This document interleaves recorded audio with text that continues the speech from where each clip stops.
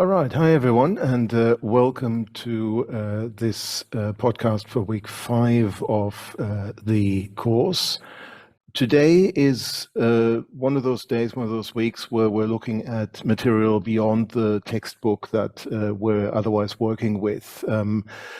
We've gone through the use of social media to engage with the news in breaking news situations. We've gone through the use of social media for everyday news sharing over the last couple of weeks. And today we're dealing with a particularly problematic form of news sharing, of sharing, in fact, things that aren't exactly news, but have been described as fake news, misinformation, disinformation.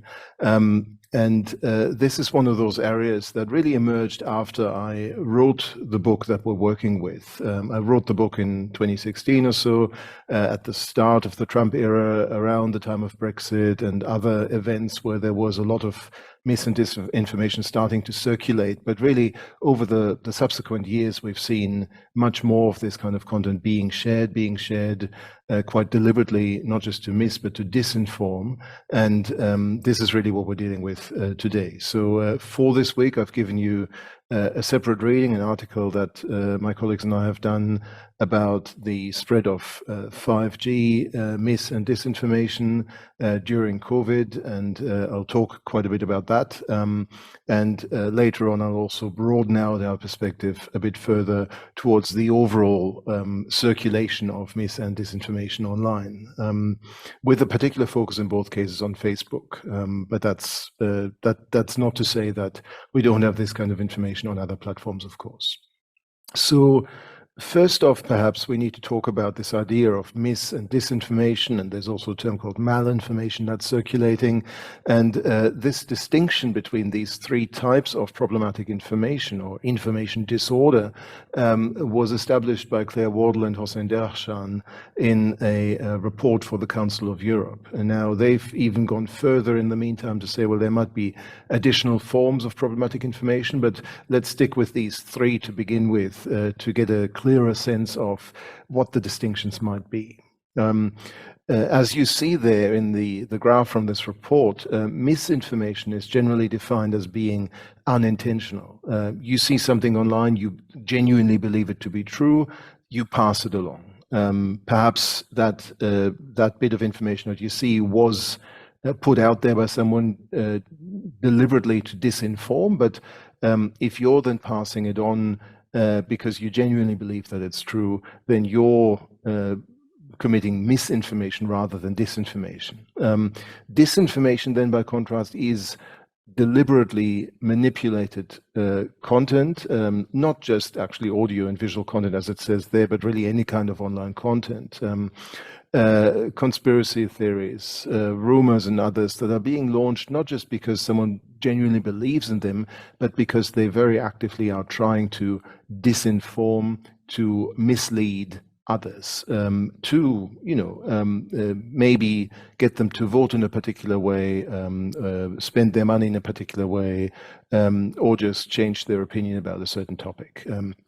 So this is what we see internationally with a lot of the revelations, for instance, about disinformation factories essentially being run, troll farms being run, for instance, in Russia with the so-called Internet Research Agency, which is a front for a major Russian troll farm. We see similar operations also in other illiberal regimes, for instance, in China and other countries. So this is one of the most central, and this is why it is central in this map as well, central problems, of course, that there are actors out there, not necessarily just state actors, but possibly also commercial and other actors who are quite actively creating false information, deliberately false information, in order to disinform and disrupt the flow of more reliable information. And then finally, this report also suggests the category called malinformation. I'm not going to say quite as much about this, but malinformation is essentially information that may not be false as such, but possibly taken out of context or possibly also deliberately used to cause harm. So, for instance, as it says there, private information, internal corporate information, information that should not be public because it violates privacy rights, for instance, but that is circulated in order to actively harm others, to create, again, some degree of disruption, possibly, maybe also to try and silence others who have become too vocal and too well supported in whatever their causes might be. So that's the distinction: misinformation, unintentional, disinformation, genuinely designed to be to mislead and to disinform; malinformation, the weaponized use, if you like, of private information in order to harm.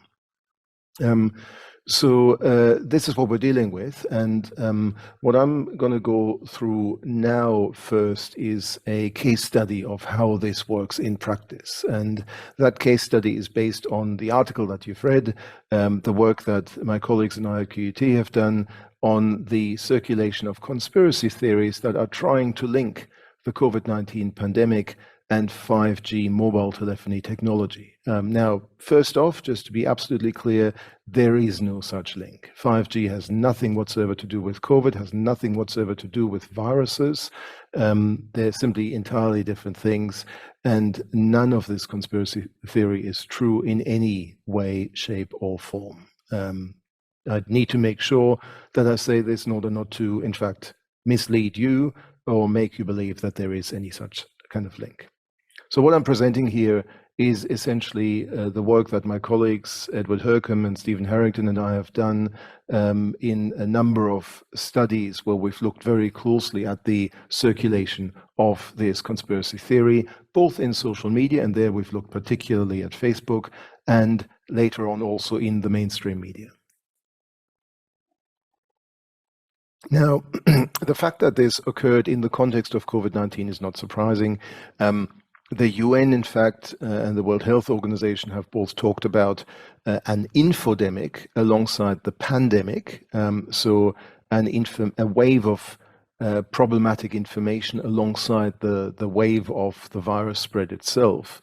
And this is, again, not surprising, because in the context of major breaking news events, of crisis events, of events where simply all of us are uncertain about what's really going on in the world, a lot of people will, of course, also go beyond their usual news sources and look for other information that might explain what's going on. They might look for rumors, they might look for information on less reliable news sites than they would normally visit. This is simply because people are, well, frankly, scared, uncertain. They don't know what's going on. No one really initially has any real information, of course, because the situation is still unclear. So it's easy for people to deliberately or not insert themselves into these conversations by offering some sort of apparently plausible explanation for what's going on. The problem is often, of course, that this explanation does not withstand further scrutiny, that it isn't actually as plausible as it seems. But by the time that this is revealed, we're getting to a point where this information already circulates quite widely and will have affected others and made others believe it as well. So this is quite a normal kind of process. This happens really with any kind of uncertain situation that you could possibly think of, and it happened also well before we had something called social media. It's in some ways really a human response to uncertainty. We're trying to work out, well, what's going on? We're trying to find explanations, and sometimes, frankly, more abstruse explanations that point us to an actual culprit are a lot more satisfying for people than the truer but ultimately less satisfying explanation that pandemics will just happen and will continue to happen from time to time. This is how viruses work. All right, so here are some samples then of what the spread of this looked like. Here's a fairly well-known rapper, Wiz Khalifa, who just at some point posted on Facebook, Corona, 5G, both, maybe, who knows? And we saw quite a few of these sorts of, statements from minor or major celebrities just saying, well, maybe I heard this and maybe there's something true. But But it then also leads to some real-life consequences. In the UK, for instance, as the New York Times reports here, there have been more than 100 incidents in April 2020 alone of attacks against mobile phone towers and other telecommunications installations, and even the people who maintain them as well. So these rumors have real material consequences, not just for infrastructure and for technology, but also for people.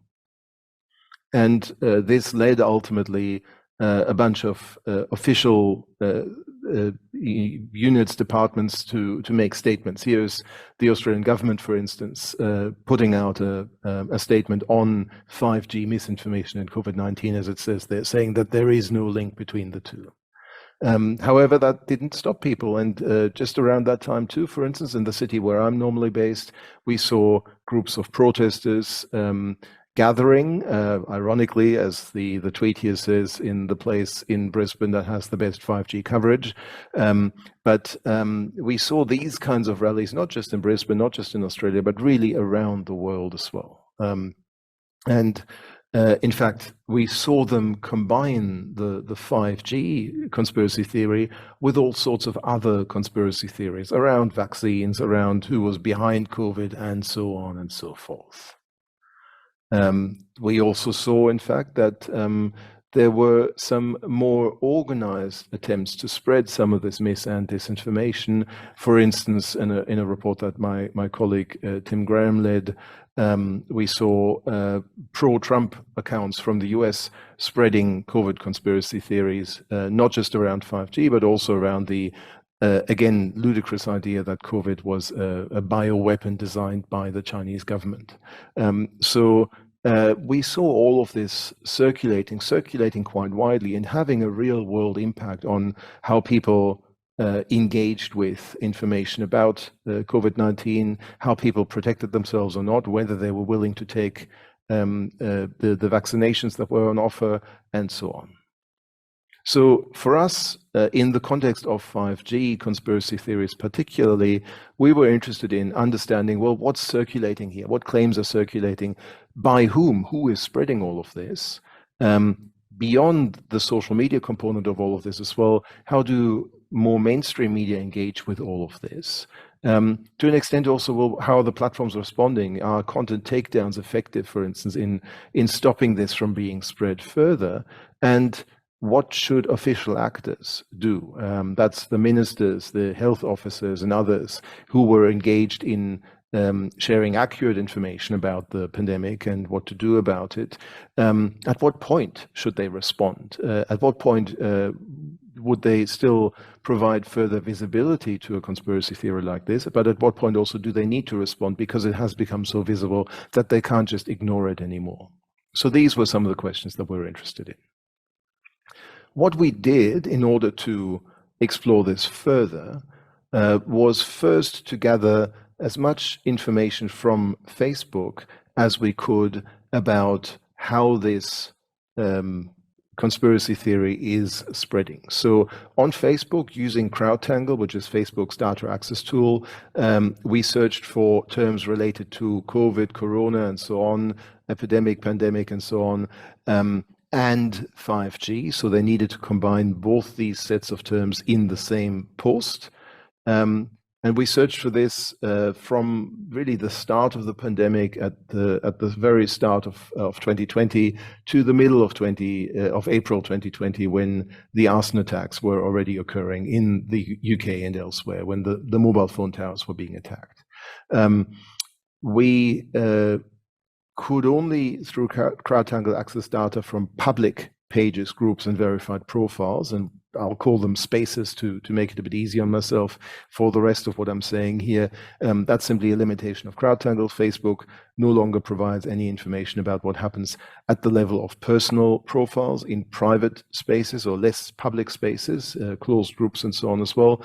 So in some ways, what we're observing here is really the tip of the iceberg of the spread of this kind of information. We, of course, are also limited here by where in the world Facebook is being used actively. Facebook is certainly very popular in most, if not all, Western nations, but it's unevenly distributed elsewhere in the world. It's of course banned in China, so we have no data directly from China.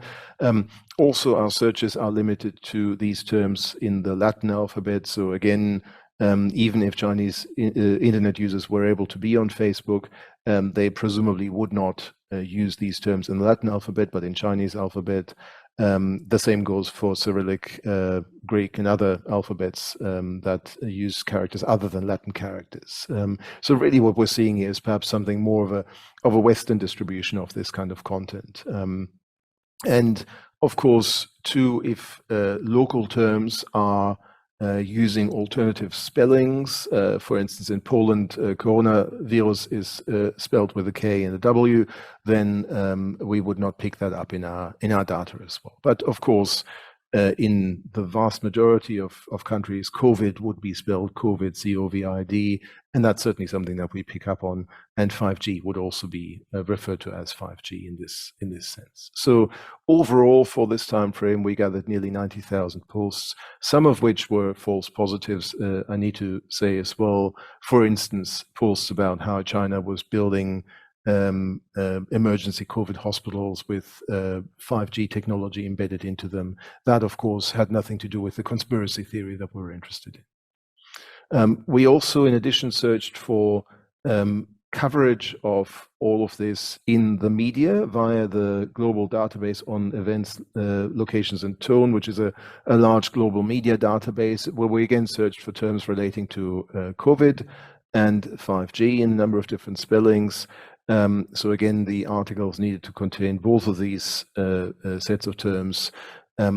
And in the case of GDELT, in their title, because that's what we could search for in this case, which for our purposes was fine, because if these terms appear in the title, we can be very sure that the article is actually about COVID and 5G, and doesn't just happen to mention them along the way.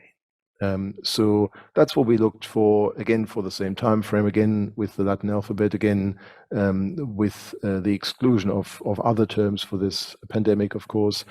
And in total, this gave us nearly 3,000 articles, which we manually reviewed. And in the end, just under 2,000 articles remained that were actually about the COVID 5G conspiracy theory.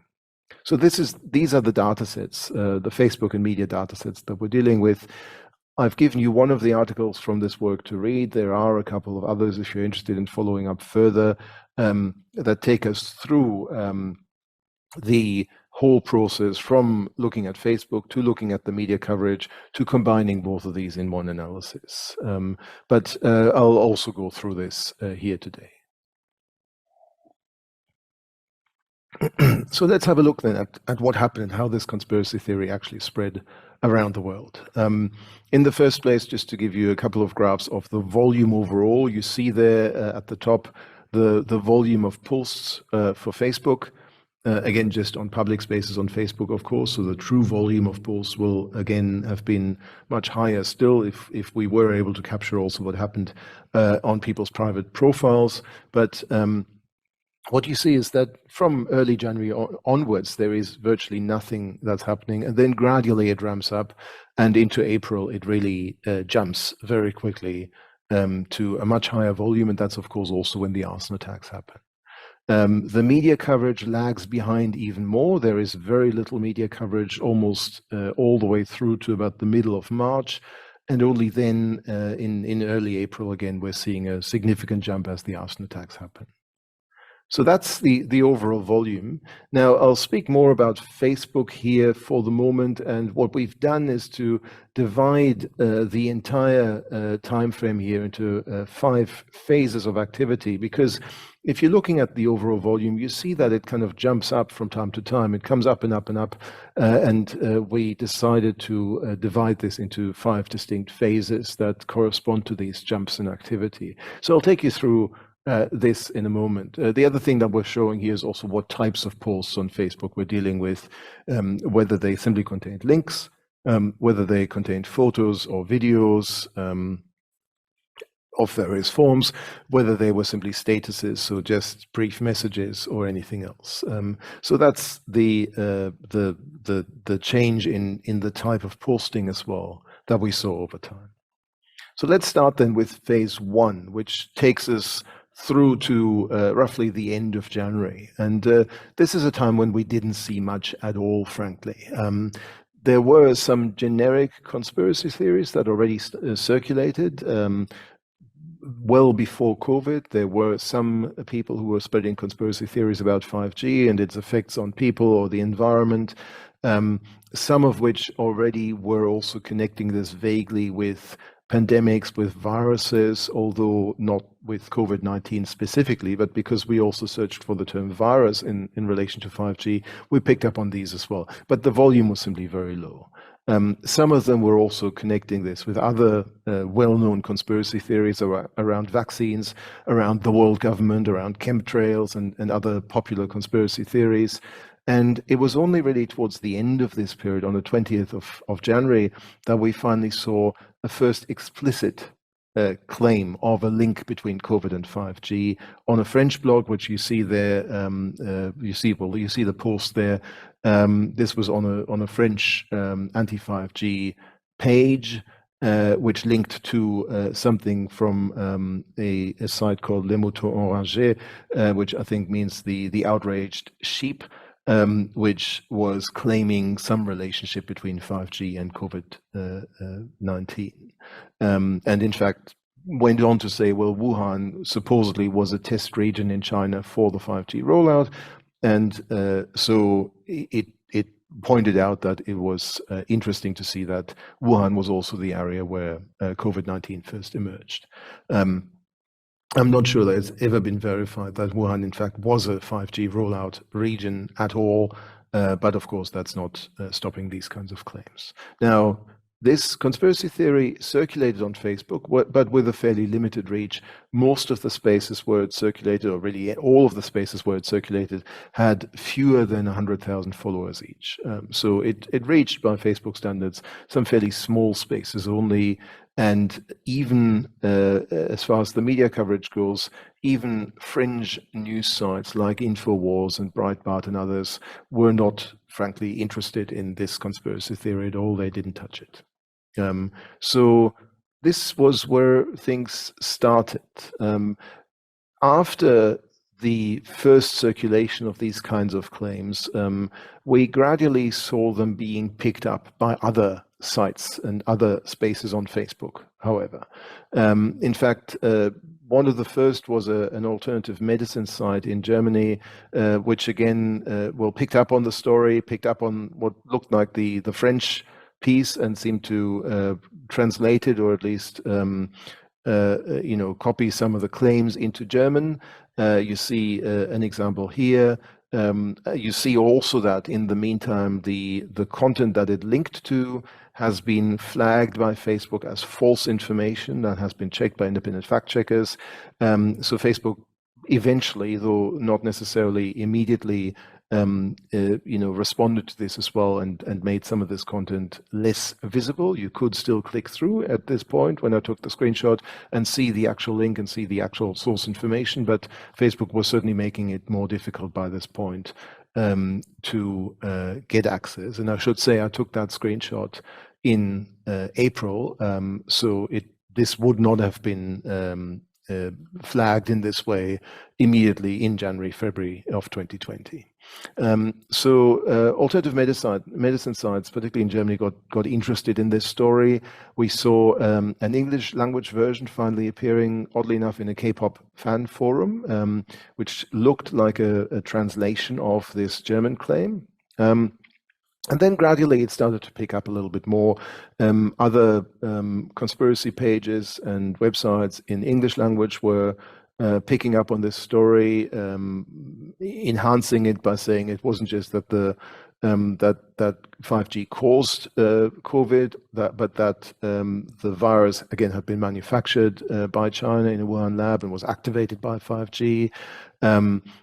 Some of the spread at this time might also have been linked to the fact that the UK government at this point was going through a decision-making process on what companies were going to build its 5G network, the British 5G network. And initially they included Huawei, the British telecommunications company, which was strongly criticized by the US at the time. So this might have also drawn attention ultimately to some of these conspiracy theories because of the increased attention on 5G in the first place. So 5G conspiracy theories would have also become more visible because 5G overall as a topic was becoming more visible at this point. Gradually, the reach was growing at this point, and already about 10% of the spaces that were spreading this conspiracy theory at this point had between 100,000 and 1 million followers. So we're seeing gradually bigger spaces starting to pick up on this conspiracy theory, but still this is fairly low level. I'll say more about the media coverage during this phase when I get to the next phase as well. And that next phase was really, again, embellishing the story further. What we're now seeing within the COVID 5G conspiracy community, if you like, is that there's more diversification, that other conspiracy theories are being included and embedded into this one as well. So beyond just saying there is a link between COVID and 5G, some of these conspiracy theories now also pointed to reasons for why this was being done to people as they thought it was, saying that this is all a ploy to depopulate the planet. And fingers were being pointed at the usual scapegoats like George Soros and Bill Gates and the UN, the Illuminati, the Antichrist, you name it, and they were present in these kinds of debates. Some were offering more detailed alternative medicine theories, saying, for instance, that 5G radiation was reducing oxygen absorption in the body, and therefore COVID-19 could spread more easily. Some were saying the very opposite and saying that COVID-19 did not exist at all, and that it's all 5G causing the wave of illnesses we were seeing around the world. So in many ways, everyone who had pre-existing conspiracy theories was trying to retrofit them to the pandemic situation. And very often 5G played a role in these new mutating conspiracy theories that were starting to emerge. Beyond this, and beyond really the spread of this in English as really the lingua franca, of course, of much of this kind of online conspiracy space, we're also seeing some of this being translated and being adapted to local situations. So, for instance, we saw some of this circulating in Romania and Romanian. And here's an example. And while you may not be able to read Romanian, you might still be able to pick out in the middle there names like George Soros and Bill Gates. So this is an example of this kind of just translation of some of this and the embedding of existing anti-globalization conspiracy theories, for instance, that involved Soros and Gates. We saw this spread in Romania, we saw it spread in the Czech Republic, Croatia, Italy, Spain, and France. What's interesting about this is that these countries in Southern and Eastern Europe are also often the ones that have been very well documented as being targets for the Russian Internet Research Agency, so the Russian troll farms and state-led disinformation campaigns. So it is possible, at least, but we haven't been able to determine this for sure, that state actors were also getting involved in pushing some of these conspiracy theories in order simply to spread unrest and dissatisfaction with current COVID policy. Some of the spread also appeared to align with when lockdowns came into effect in different countries, which may simply point to the fact that as people were locked in at home, had nothing else to do, possibly spent more time on social media, doom scrolling, trying to find more information about what's going on, trying to find the reasons for why it's going on, and again, happening onto more of this fringe content rather than mainstream media content, starting to believe and starting to share these kinds of explanations for what was going on as well. However, the reach was still fairly limited. Still, we had about 70% of all of the spaces where this kind of content circulated that had fewer than 10,000 followers. So these are still fairly small spaces that really might only be preaching to the already converted, to people who already are part of the conspiracist community.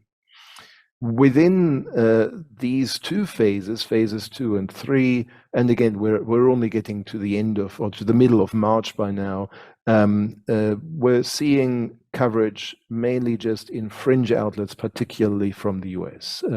So we're seeing a little bit of pickup in InfoWars. We're not even, I think, seeing anything in Breitbart or other more major outlets on the far right.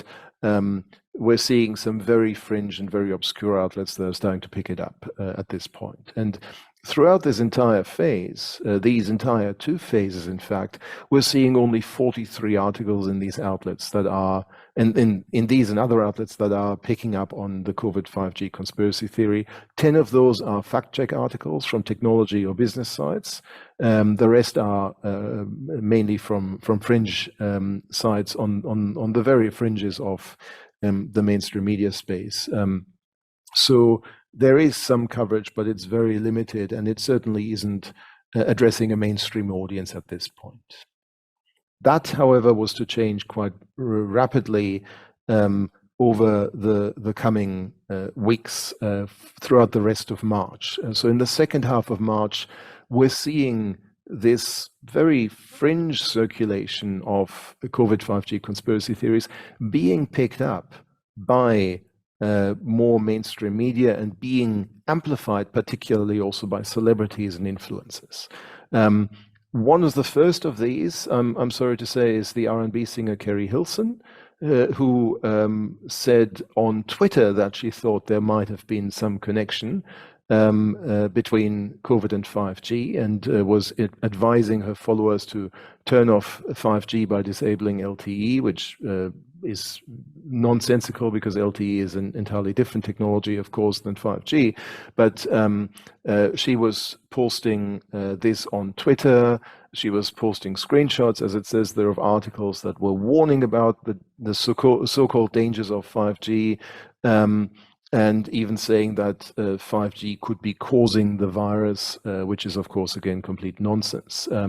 The problem here is not only that she is saying this on Twitter and that this reaches her not insubstantial audience on Twitter, but it's also then, of course, being picked up by others. And in fact, beyond, for instance, the tweets themselves that she's posting, you're seeing already here that GQ Buzz as a page on Facebook is picking this up, and it's linking, of course, to its gqbuzz.com article about this as well. And this is the article itself, which again shows, of course, some of the tweets themselves, and not just the tweets themselves, but also the embedded content within those tweets, linking to very clearly, and you can see the URL even there, linking to other problematic conspiracy theory content that she was sharing. Now, there are a number of problems with this. One is, of course, that by posting about the GQ Buzz makes this a lot more visible than even it would have been on Kerry Hilton's own Twitter. In fact, it moves it from Twitter also into Facebook, of course, and into their website. The other thing that they're doing here, though, too, is that they're not just embedding the tweet, but they're including a screenshot of the tweet. So even if, as she finally did, Kerry Hilson takes down these ill-informed tweets again because her minders have advised her to do so, this screenshot remains in the article and therefore remains visible to the large number of readers for GQ Buzz. And the same, of course, happens on other sites as well. So even though Kerry Hilson finally retracts her statements, they remain visible here, and they continue to point to this disinformation about 5G that she shared. And any reader who was interested in all of this could then continue through and find this information still. So this is a very significant amplification process for this kind of information, and that in itself is quite problematic. So while entertainment and tabloid media and others that are picking up on this kind of content from celebrities like Kerry Hilson are largely picking this up with a humorous and incredulous tone. They're kind of saying, well, okay, some celebrity said something stupid, here it is, have a look for yourselves. They're also remaining uncritical in doing so, and that really means that readers again have to make up their mind for themselves and may be led to believe what their idol is saying. It would have been perhaps already wise at this point to report much more critically and also juxtapose the statements from these celebrities with actual factual information about the absolute non-existence of a link between COVID-19 and 5G. And again, the celebrities might go on to delete their conspiracy posts again because somewhere in their team someone will advise them to do so. But the celebrity reporting on these sites continues to circulate and continues to spread these claims. We saw this in subsequent days, then also particularly in areas where we hadn't really seen it before, in Africa and Southeast Asia, in part also because some of the singers and stars who were sharing this kind of information were popular well beyond the US or the UK, where they're often from, and also in Africa and elsewhere. That started to reach a much larger, much more global audience. And of course, in often linking to the source information that they had found, they were also, and the celebrity reporting that was picking up on them was also amplifying the conspiracy theorists themselves, who were sometimes self-styled experts, but also included fringe politicians and journalists. And as a result, this now reaches a larger audience. When before we had 70% of the spaces that were sharing this kind of material having less than 10,000 followers, now we have 40% of spaces that had more than 10,000 followers. So gradually the reach of each of these individual spaces is also picking up. We're seeing a much larger audience on Facebook that might have encountered this kind of content. Media coverage also increases. So when before, from the end of January to the middle of March, we had only 43 articles. Now, in only the second half of March, in about 2 weeks in the second half of March, we had nearly 100 articles. And we see notably that many of them are entertainment and lifestyle outlets, tabloid content, celebrity content, which very often reports very uncritically about these kinds of claims. Many of the articles, most of the articles, in fact, also contain direct quotes from conspiracy theorists or from the celebrity social media posts. Many of them embed the posts themselves so that they remain visible even if they're taken down on the platform, because they're taking screenshots rather than just direct embeds. And we see in parallel also gradually a growth in fact-checking articles, but often in very different spaces, not in the tabloid and entertainment media themselves. Which then takes us to phase 5, when really things take off. So hot on the heels of these celebrities, we're seeing a new wave of conspiracy posts emerging as well that essentially are emboldened by the increasing circulation of these conspiracy theories and are now taking this global. We're seeing it in a number of different languages and really around the world. For instance, we see this post in French, which circulates from French-speaking Africa in particular, that's making some sort of connection between the name Corona itself and the sign of the devil 666. This is just an example of the typical kind of content that we're seeing. This post alone, which was posted on the 29th of March, was posted in a space that had nearly 30 million followers. It also was reposted further on in various English versions.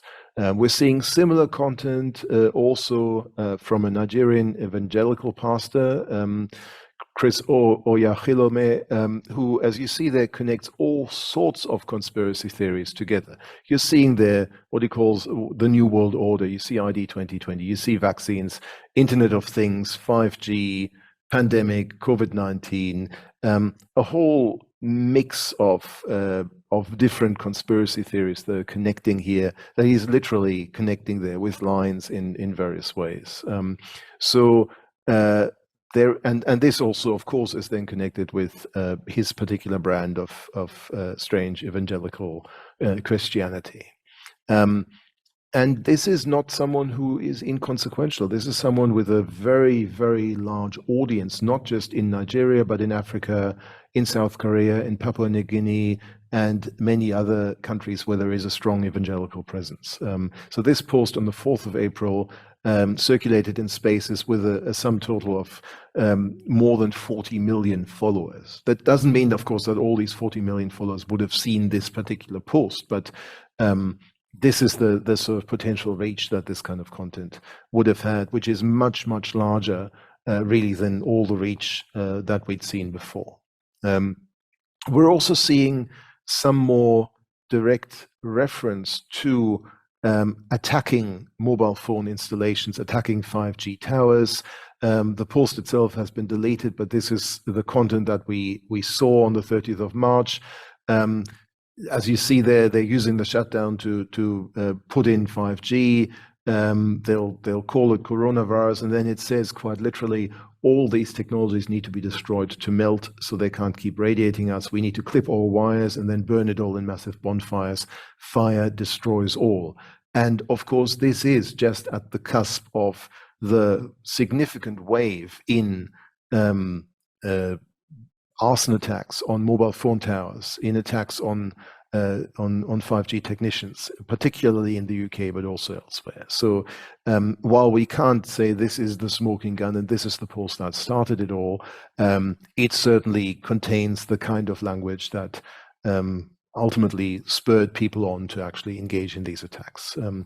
And again, for some reason, the spread here in Africa is particularly strong, partly connected to these kinds of well, I want to say firebrand evangelicals getting involved in this as well. It moves then also gradually from there into the UK, into the US, partly, I think, because of the evangelical network in the world. So there is quite a bit of content sharing going on across country boundaries here as well. That post that I showed you just before is no longer available, it needs to be said. So Facebook has taken it down, though we're not clear exactly when it did so. It might have done this well after the arson attacks themselves. But to its credit, I guess at least to some extent, Facebook did take down some of these very problematic posts, but many remain visible still. So this then, as I say, spreads in Southern Africa particularly, but also makes its way into anti-5G spaces in the UK, where it reaches another 8 million or so followers. We're seeing this again spread further through the UK as well, with another strange connection to evangelical African communities. There is a whistleblower video, supposedly from a former Vodafone UK executive, that looked like this. This is what the post looks like. Now, the person who was behind this, who pretended to be a former executive of Vodafone, actually was then revealed to be an evangelical pastor based in Luton, who is from Zimbabwe. That post again reached about 18 million, or could have reached about 18 million followers via the page that it was posted on. So there is something really strange going on there, particularly with this connection into African evangelical communities. But celebrities also remain very active in all of this. And again, we're seeing really a gradual shift here to the UK in particular. Here's the UK boxer Amir Khan, who posted something saying that this is a man-made thing, it's not a virus, they're testing 5G, it might be for population control and so on. He posted this first as a video on his own page, and again, as we've seen with other cases, this was then picked up by popular entertainment, sporting, celebrity pages on Facebook, here by givemesport.com, which posted this on Facebook itself, but also, of course, in an article on its own website. Now, Khan was posting this in the first place as a YouTube video recorded very evidently in his home. There's a crying baby in the background, and he's occasionally interrupted in making these statements. You see an excerpt of that video there on the left. And that video itself was embedded ultimately in the Give Me Sport article. So there's the video itself and how it's being embedded in the article. So this again is a celebrity outlet, a sports celebrity outlet, givemesport.com, in this case, actually embedding the original video by this boxer, the sporting celebrity, into its story, and thereby making that conspiracy content directly accessible to its very large audience. And that, of course, is very problematic. There is no editorial control, there is no filtering, there is no real response other than saying lockdown might be getting a bit much for Amir. There is really no response to this to say what he's saying is entirely false. And so anyone who saw this might have well believed Amir Khan in this as well. This then also turned up on the site of the Express, a tabloid newspaper in the UK, and again, the original video was embedded in the story itself. So now you're seeing tabloid readers actually being directly exposed to conspiracy theories and having almost no form of editorial framing of this available to them. Give Me Sport itself has nearly 26 million followers on Facebook. So again, this could have reached a very large audience in this form, in this process. And so more and more now we're seeing the spaces where this is circulating grow in terms of size. So larger spaces with more than 10,000 followers make up 60% or so of all the posts. So this is gaining in visibility essentially during this time. And of course, we're now also seeing significant arson attacks. Since early April, some reports say 60, some even say 100 arson attacks against 5G installations, attacks against the technicians that are minding them. First off in the UK, it spreads to the Netherlands and other countries later on as well. And of course, this is then also the point at which we're seeing substantial media coverage. 92% of all the articles that we've captured are from this particular period. More than 1,700 articles that we've picked up on. Of course, now a third of them are reporting about the arson attacks themselves. Another quarter are reporting on the spread of conspiracy theories. They're now no longer simply reporting on what people are saying, but they're much more critically also commenting on this for the most part. But we're still seeing the spread of celebrity articles that are simply talking about what the celebrities are saying without providing any critical framing. And 11% or so of what we're seeing are also now reporting on government responses. But the government responses largely look like this. Michael Gove there, a British minister, standing there in Downing Street talking about the baselessness of conspiracy theories linking 5G and COVID, which is fine for what it is, but this is not going to reach. This kind of format, of course, is not going to reach the audiences of celebrity and tabloid media. This is going to reach people who follow politics, but not people who follow sports or celebrity content. So while it's important to make these statements, they're not going to undo the damage that has been done already. However, what we do see, at least during this phase, is that the direct quoting of conspiracy theorists is reduced, other than perhaps in the tabloid media and the entertainment media.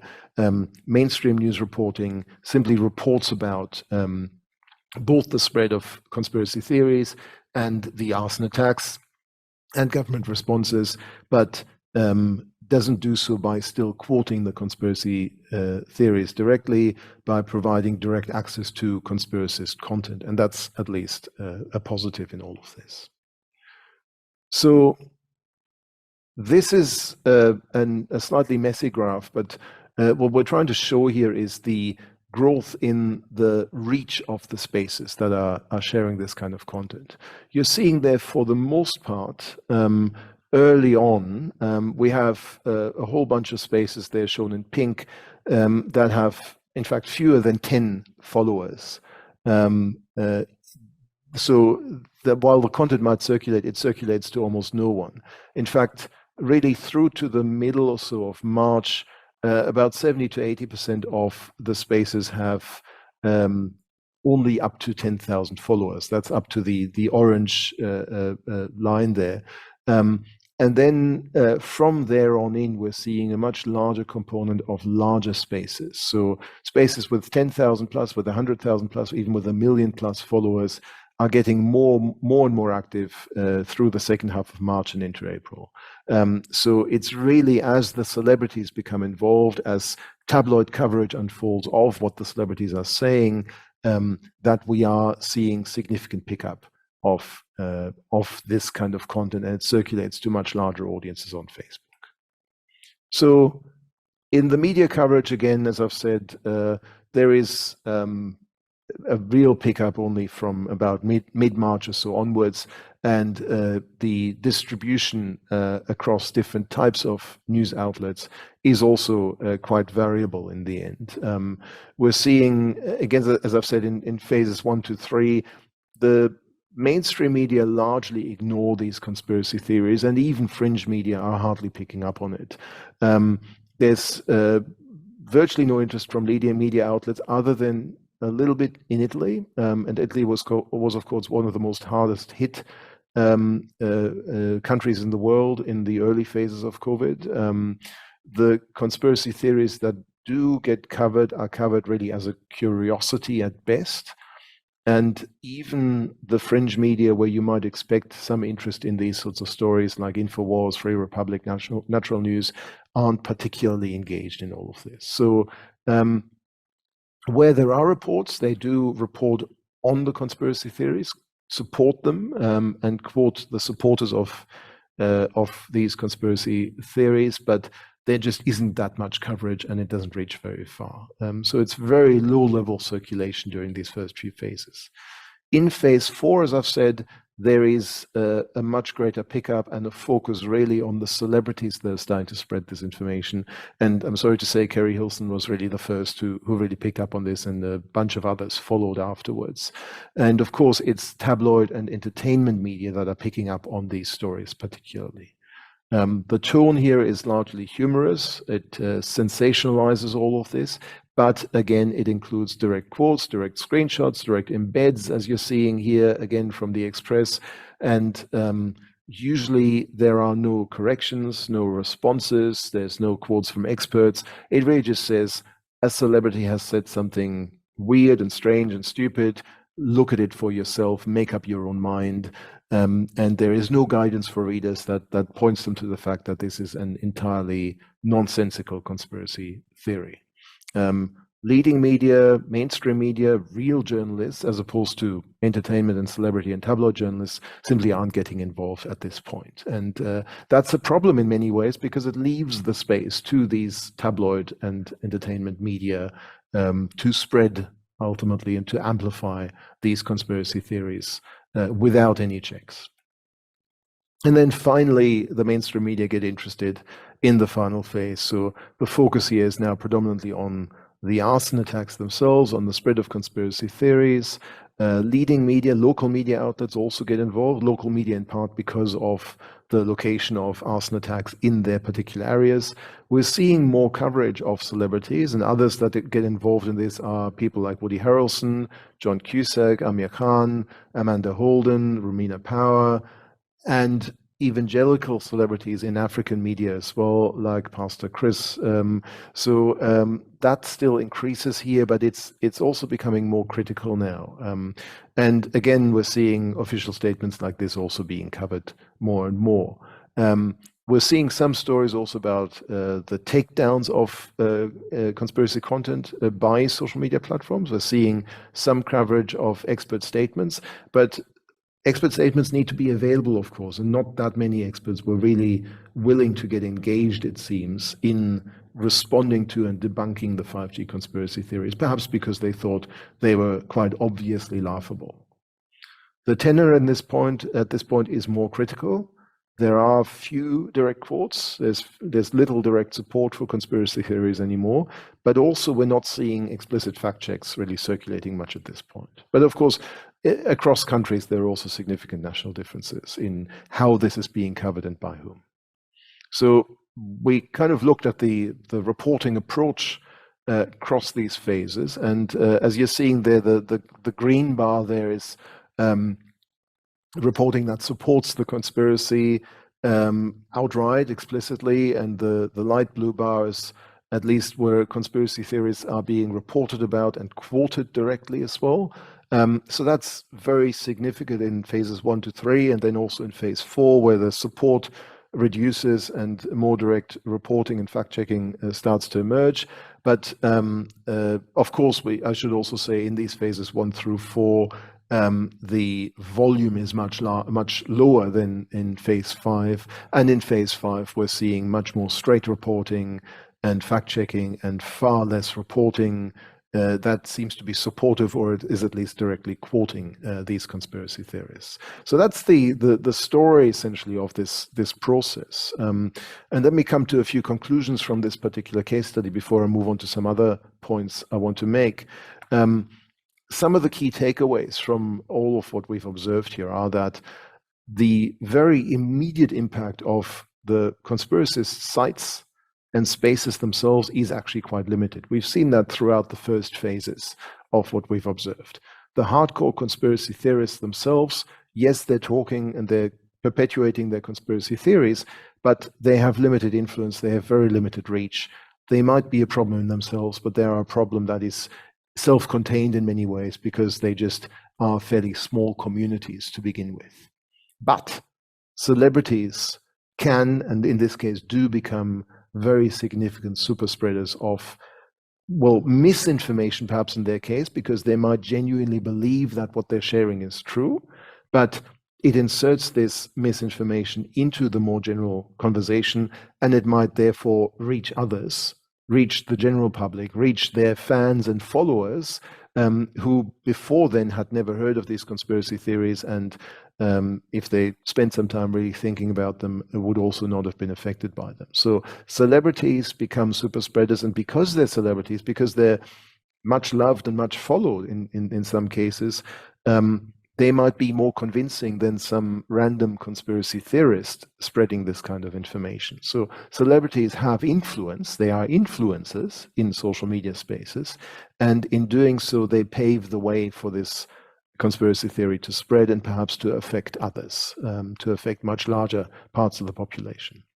And they do so not just themselves as super spreaders via their own social media spaces, but they're helped, they're amplified very significantly by tabloid and entertainment and celebrity journalism. And these, what are normally called soft news beats, soft areas of news coverage, are really the weak spot here.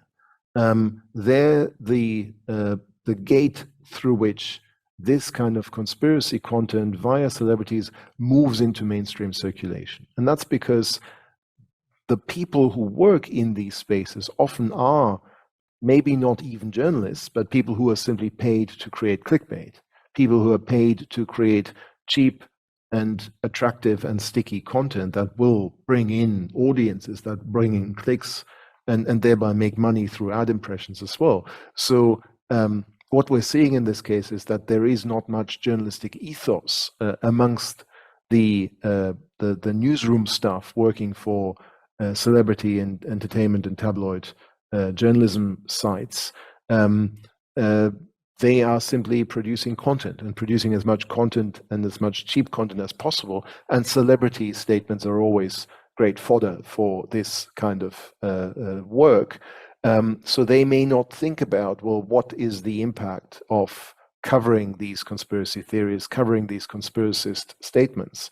And I think there is a real need to reflect much more on part of these people for what it is what the consequences are of their actions, and to act more responsibly.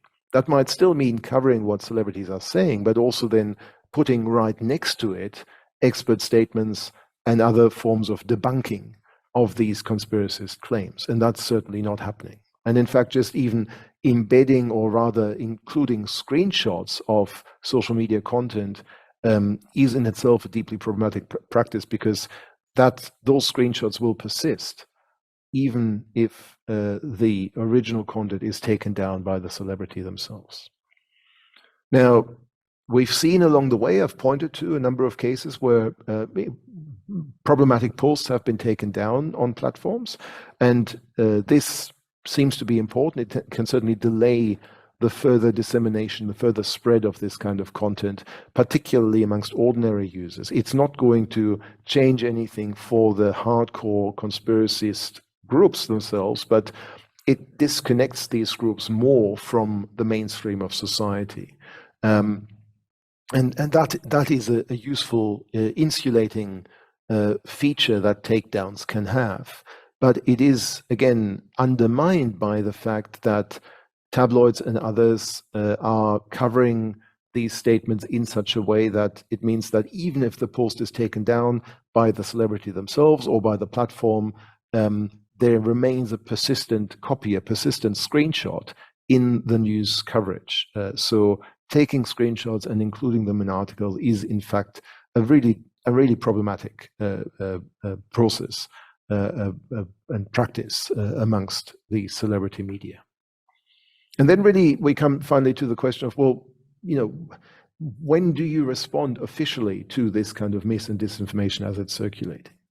In the case of this COVID 5G conspiracy theory, I would think, and we would think, that an earlier response would have been useful. Obviously not so early that it actually directs more attention to the conspiracy theory from audiences who might not have seen it yet. But when it starts to circulate, certainly from about mid-March or so onwards, in large numbers and to larger spaces, there is a need to respond officially from government and other organizations, but also to respond in ways that actually reach the same audiences.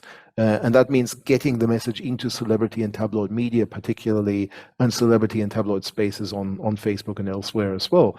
And that's very difficult if you simply stand at a podium in Downing Street and make some boring announcement. So there's got to be other ways to do this that reach the audiences of celebrity and tabloid media more directly, and that's a really difficult thing to do. And frankly, this is not a problem that has finished by now. Here's a much more recent example from Australia from August 2021, where a journalist decided that it would be a good idea to post an article saying, these are Australia's top 10 misinformation spreaders on Facebook. Now, yes, shaming them might have been the idea behind this, but ultimately what it does, it provides quite literally a top 10 list of misinformation spaces that people who are maybe interested in misinformation could then go to and could then explore for themselves. So this again amplifies misinformation. It provides easy access for audiences to that misinformation by simply going down the list and clicking on each of these, rather than preventing the spread of misinformation. So this is exactly the wrong way to go about it. This is ultimately deeply irresponsible journalism, unfortunately. And it's really problematic, especially coming from someone who is the national technology editor for a network of news outlets in Australia. I don't want to particularly name the person, the journalist, but this is really a deeply problematic kind of process. So this continues, and this lack of reflection amongst journalists about the consequences of their reporting of conspiracy theories and conspiracy theorists continues still. And this is very, very deeply problematic. Now, just to say a little bit more about the official responses to all of this as well. Of course, as COVID-19 5G conspiracy theories continued to circulate, we then also saw official responses from the UN saying that the conspiracy was a hoax with no technical basis. But that happened towards the end of April 2020, so well after the phone towers had already been attacked in the UK. The UK government put out an advice, a guidance saying there is no evidence of a link between 5G and COVID on the 6th of May, so a month after the arson attacks. The Australian government pointed to misinformation linking 5G and COVID in the middle of May, so again, a month and a half afterwards. And the Guardian finally, but the problem is that the attacks, of course, themselves occurred at the start of April 2020. So a lot of these official statements, official responses happened way too late to have any kind of impact on the spread of this mis and disinformation. That's a real problem. So let me attempt here a slightly dodgy analogy, perhaps, that links between the viral spread of the pandemic and the viral spread of mis and disinformation. In some ways, what we're seeing when we're seeing them of takedowns of content, of deplatforming of conspiracy theories, as well as the attempts to increase users' digital literacies in dealing with and detecting mis and disinformation online, that's kind of like the anti-COVID measures that we've seen in many countries as well, the lockdowns, the quarantine, the mask mandates. What these practices do, what these interventions are attempting to do, is to slow the spread of problematic information, particularly to vulnerable communities. None of them solve the underlying problem itself, the virus or the viral disinformation itself, but they slow the spread. And that in itself is valuable already. But it doesn't deal, of course, with the underlying problem. The underlying problem can be dealt with only with much longer term efforts of vaccination in the case of the pandemic itself, and probably of de-radicalization in the case of conspiracy theorists. This ultimately removing preventing the virus from reaching new carriers, removing people from the group of people who might actually spread this. That is the only effective solution to the viral spread, either of the virus itself or of virus-related disinformation. But it takes a much longer time to do, and it's efficient only if the vast majority of the population are in fact protected in this way from infection. So that's I think that's the other part, the other tool in the toolkit essentially, but it takes a much longer time. We know that de-radicalization of people who've moved very deeply into conspiracist communities can take years and decades. And like any other kind of de-radicalization or trying to get people to rescue them from cults, for instance, that takes a very long time and isn't easily done. And then, of course, the final tool in the toolkit are public information campaigns, and they're the same in each case, providing clear, accurate information from public officials and other stakeholders to the community in a way that the community will respond to as well, so that they can trust in the measures and they have a good understanding of what's really going on and why these measures are being taken. All right, so that's the part really that deals with this particular case study, and I want to thank, of course, the support that we've had for this. Let me say a little bit more here in general about all of this as well, because really what we're dealing with here is a problem of connectivity, not disconnection, not what you sometimes hear about echo chambers and filter bubbles of conspiracy theories. That's not the problem here. The problem is connectivity, is hyper connection amongst hyper partisans, if you like. The image I'm showing you here from a protest in Melbourne is an example of this. You're seeing what she's holding up there, all of the different conspiracies and ideas being put together there. QAnon, pandemic, Epstein, Clinton, the Great Awakening, geoengineering, Illuminati, Tesla free energy, whatever that's meant to be, spirit cooking, whatever that is, 5G, psyops, vaccines, and so on, and so on, and so on. All of this is being put together under the banner of QAnon, by the way, as you maybe see at the top there. That's the QAnon rally cry. So all of this being put together in a single poster in this particular case is a sign that this person, as the poster itself says, has done her own research, has found all sorts of material from all over the place and put it together in a single poster and presumably in her overall worldview. Now, that's a sign that this isn't the case of filter bubbles, of echo chambers, of being locked into a community, but of having almost too much access to all sorts of information that's being jumbled together here without much understanding of what it really means. The problem here then is hyperconnectivity, is easy access, is finding all of these different sources of mis and disinformation and throwing them all together. That's what enables the spread of what we call fake news, although the term itself is deeply problematic itself, of hyperpartisanship, of polarization. Of course, this kind of hyperconnectivity can also be incredibly valuable because it also supports social connection, community support.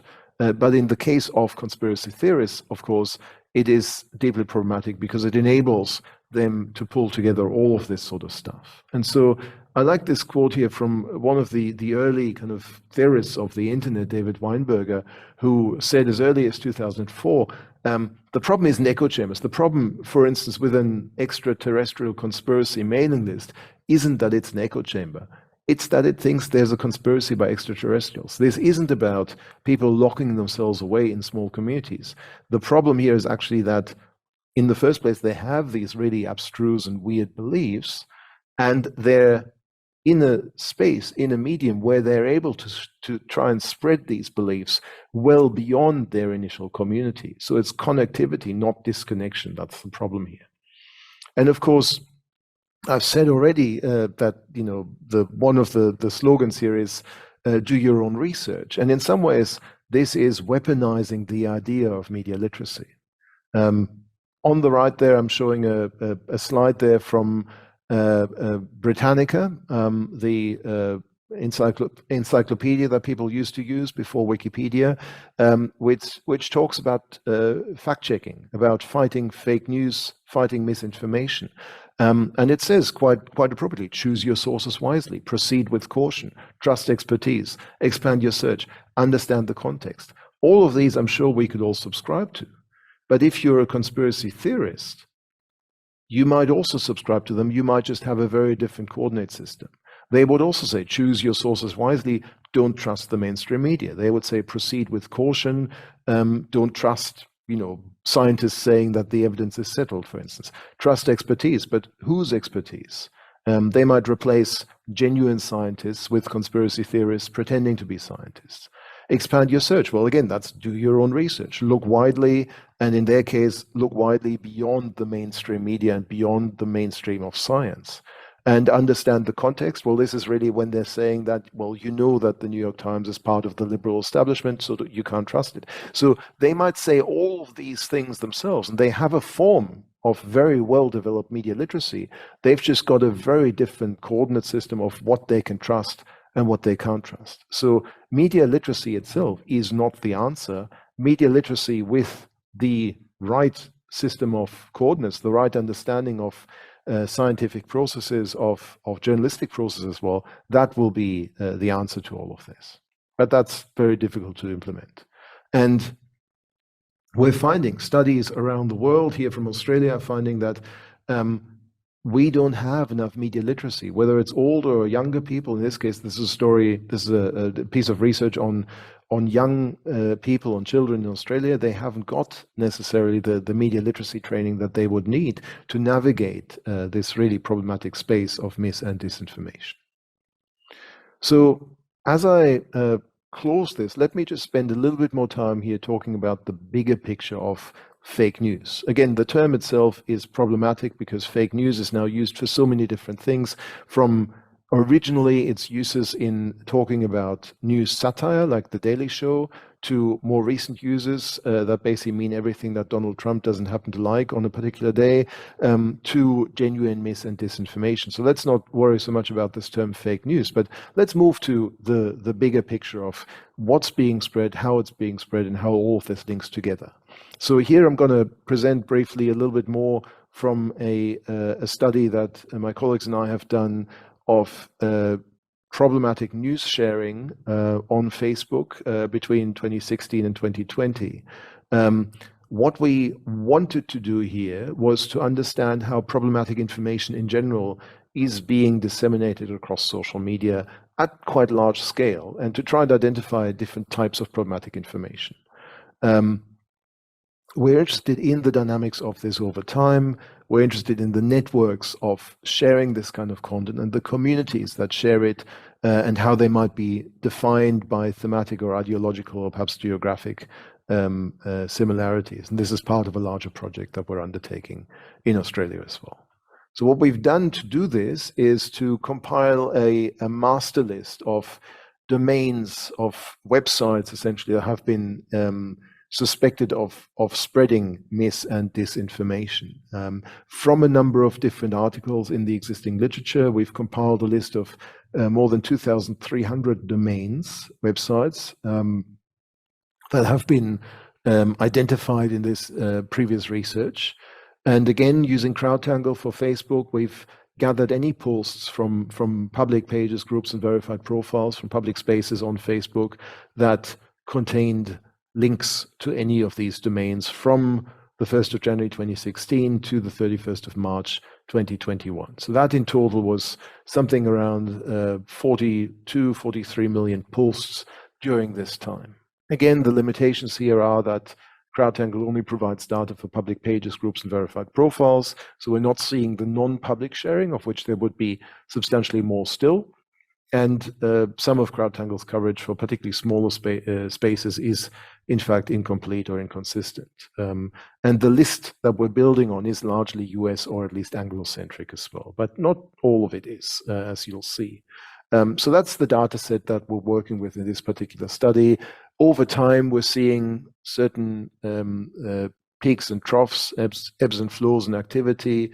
We're seeing spikes there in 2016 for the US election, and then early 2017 for Donald Trump's inauguration, and all of the claims and counterclaims about the size of the inauguration crowd and everything else afterwards. We're seeing later on then in late 2019 for the first impeachment of Donald Trump, a rise again, and then for the start of the pandemic, particularly also a significant spike. We're seeing further spikes for the US election in 2020, the riots on the 6th of January 2021 at the US Capitol, and then the inauguration of Joe Biden as the new US president. So you're seeing there how this ebbs and flows over time, and to some extent in response to the events of the day, of course, that cause perhaps the spread of particular forms of mis and disinformation over time as well.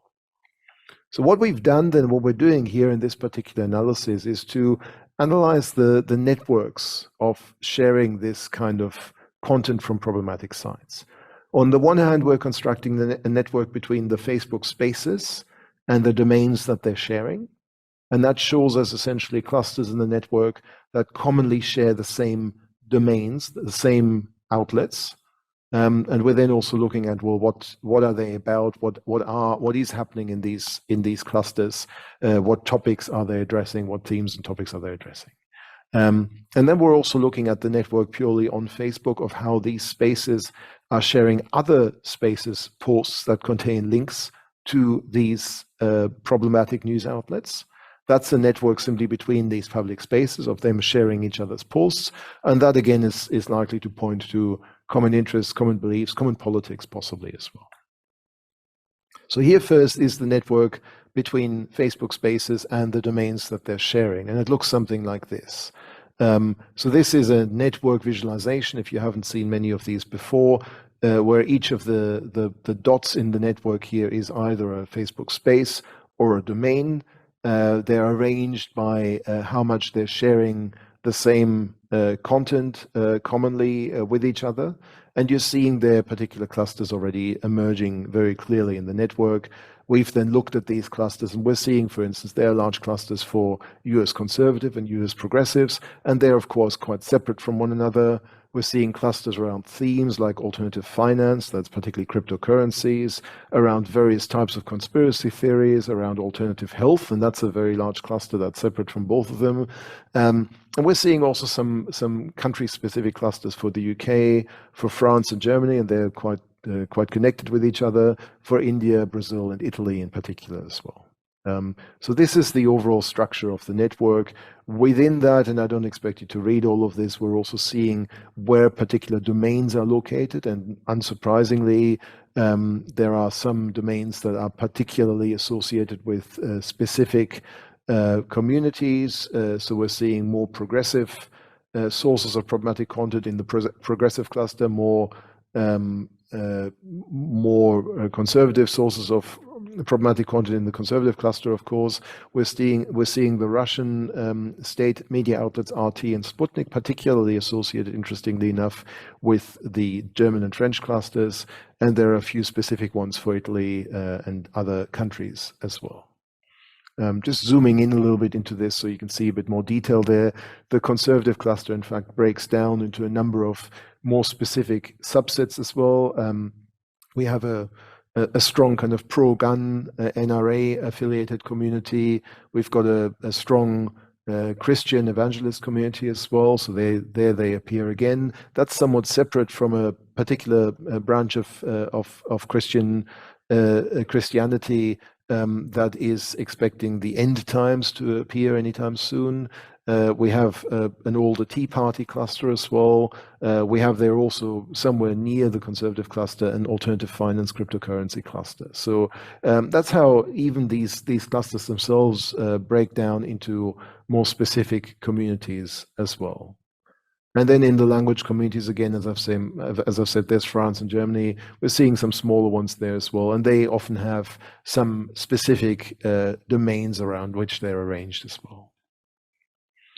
And amongst the conspiracy theories themselves and into the alternative health and medicine cluster, we've got a range of the usual suspects, climate change denialists, anti-vaxxers, who often also claim that vaccinations cause autism. Again, an entirely false claim, of course.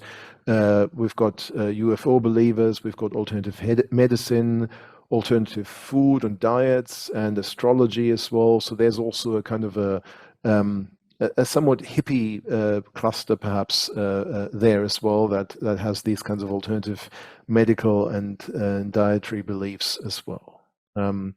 Now, looking at the on-sharing network, so how these spaces are sharing each other's posts, that is a much sparser network ultimately, and looks something like that. But again, we're seeing some really obvious clustering appearing here as well. We've got the conservatives and the progressives in the US. The progressives themselves divide further into simply progressive Democrats and Bernie Sanders fans. We've got, again, a few different languages: Italian, Spanish, Indian, Brazilian, French, German clusters, and some prominent clusters for alternative health, alternative medicine, and climate change denialism.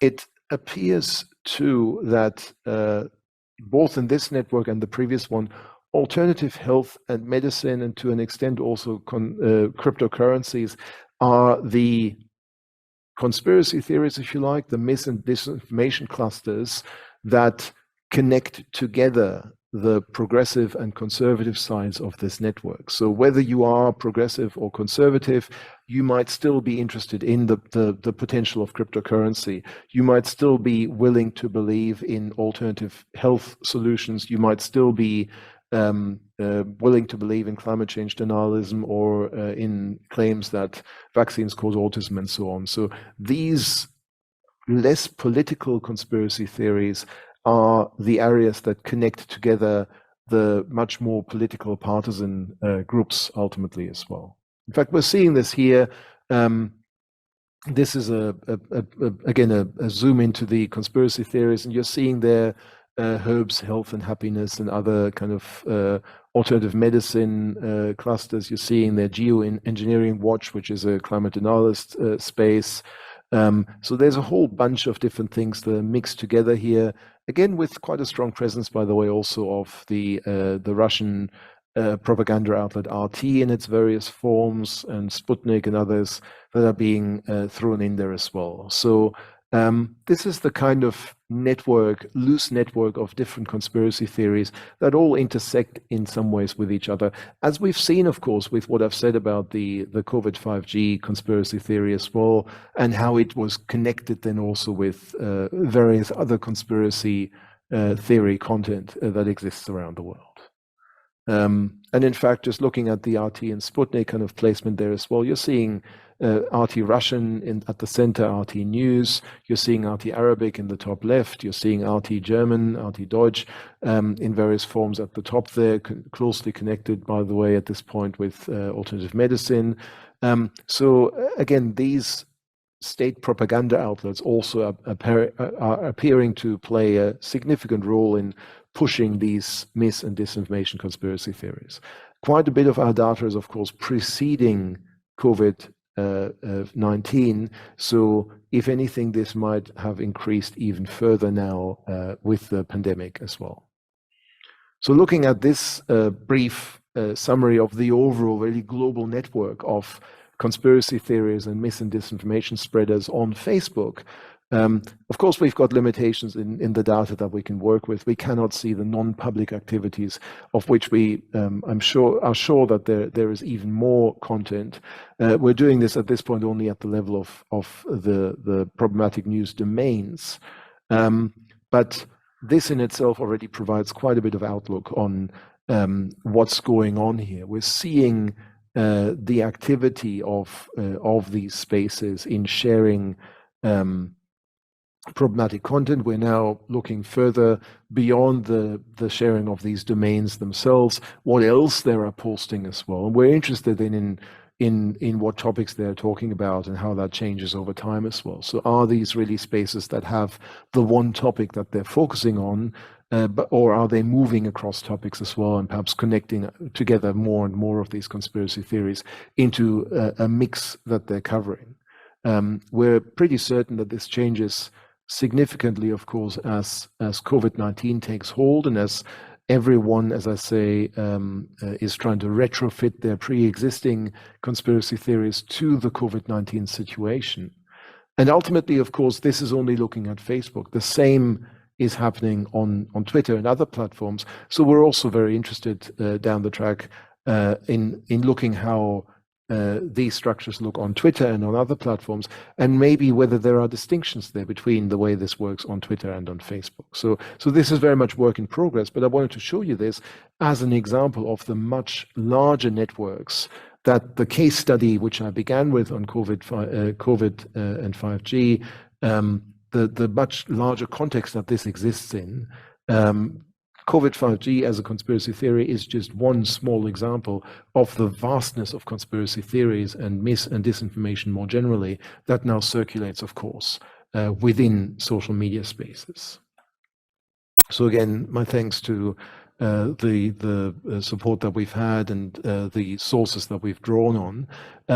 But ultimately, the point of this was to show you kind of the dark side of gatewatching, of news sharing, of news curation, because not all of this is used, of course, to inform and to provide accurate information.